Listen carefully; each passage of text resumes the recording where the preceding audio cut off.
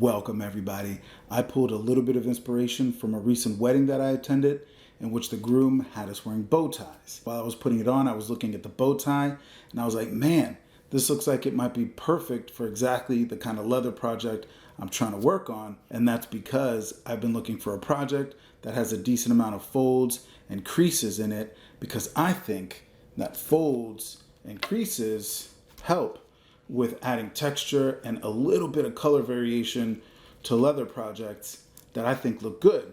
So I was looking at it, I was like, man, if you can make a bow tie out of leather, I bet you that the process of making it and pulling it together and stitching it together will create exactly the kind of texture and color variation that I'm looking to try to get out of something. And I think that this bow tie came out pretty clean. I like it a lot. It's definitely something I would wear at a formal event, maybe the next wedding I go to. So I was very happy with it. I'm glad that I caught the process on video. And that's exactly what I'm going to show you right now. It's my process for making this bow tie. And here we go. If you have any questions about the process, the leather, or anything else, leave it in the comments and I will make sure to get back with you.